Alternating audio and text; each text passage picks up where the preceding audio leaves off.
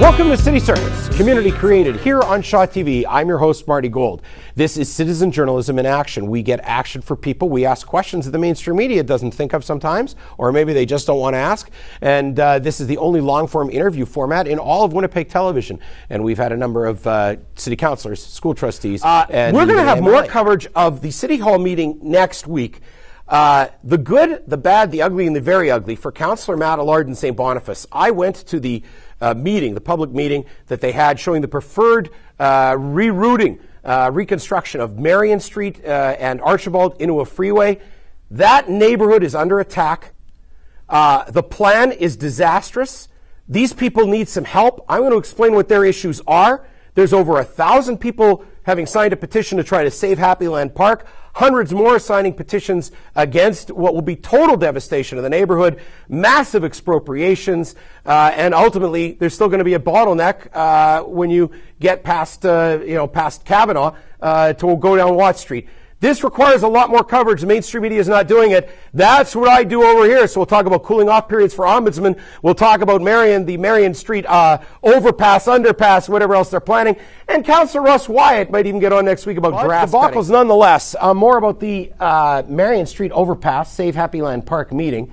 On Facebook last week, May 30th, I indicated to the group I learned about a newsletter sent to the residents by the Triple M Consulting Group inviting people to the Archwood Open House. I'd like to review the contents. Tracy Fitzsimmons didn't get one. Now here's a copy of the email from someone named Erica Blackie saying the newsletter went out to everyone in the neighborhood. Please forward it and those who may be interested in attending. Right? Laura Clausen.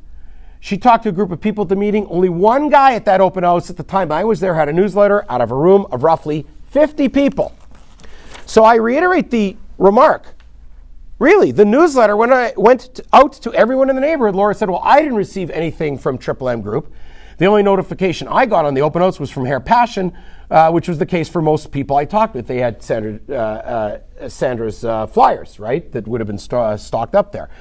This person, S, no newsletter received at our home on Youville. Laura, again, the individual at the group we talked with, the school claimed any notification was in the Free Press or the Sun when the majority doesn't receive the newspaper. This reliance of city consultants on transportation projects, their reliance on newspapers was covered in the audit. It was a central concern raised in 2010, the audit conducted in 2011 by Brian Whiteside, submitted to council and passed unanimously, accepted in January of 2012, that they weren't going to accept that standard of running ads in the weekend newspapers when there's been this generational shift. And although there's some value in it, it is not the be-all and the end-all of telling people, hey, there's a meeting and you might have your street bulldozed. Christine Tricky on Facebook published an email that she sent after the meeting to Councillor Allard, as well as to a representative of Triple M, and one to Mayor Bowman.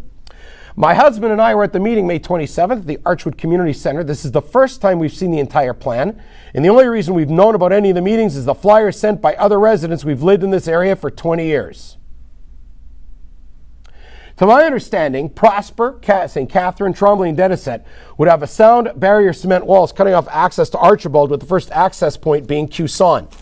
If this is correct, what is the plan for access to these streets for emergency services and snow clearing? Uh-oh. As the only access to Cuson for any of these streets would be through two gravel back lanes full of potholes, one of which turns into the back lane between Denisett and Cuson. No mention in the plans to address this were made clear to any residents. Will the potential safety concerns with the park partially being blocked from traffic view at night be addressed, i.e. potentially providing additional lighting? Is the Fort Garry Curling Club at risk of being removed? This brings, which by the way it is, Folklorama comes in there. It's the home of the Winnipeg Roller Derby during the summer months, providing the league with an affordable venue for public games. Seeing an upgrade of this side would direct additional traffic throughout this area of the city. Has any forethought been put into addressing, and then she lists a number of potential problems up and down Archibald, Cottonwood, and Elizabeth Road. 2 pages, which for purposes of the amount of time I have, I can't get into. On to her last page. Back up on Archibald could be solved on a much smaller scale. If any smaller scale plans been suggested or reviewed, this would prevent the removal of affordable housing that is not always easy to find and is usually the most sought after by families starting out, by seniors looking to scale back. We have neighbors, this is in this area around Seine River by Happyland Park on Marion, who've been in this area for 30 years that are already talking about selling their homes if this plan is approved, as it will destroy one of the most unique areas in the city and make it far less family friendly. Yes, but Provincial get bike lanes. Currently, it is not a neighborhood that is in decline, an area people take an interest in improving. Homes in this area rarely stay on the market for more than a couple of weeks to a month, a trend I'm sure will not continue if this plan is passed in its current state. I hope an effort to find a more reasonable solution is made, and that's one of many emails that Matt Allard and the consultants have gotten as the Seine River neighborhood fights back. But here's another example. You know, this is costed out. A Class 5 estimate could be half of what it is, $250 million, or up to $500 million. $500 million, that's $500 million, without any expropriation costs. And when people at the meeting heard that, their eyes lit up, because they know in this city, when they hear a number, they know it's going through the roof.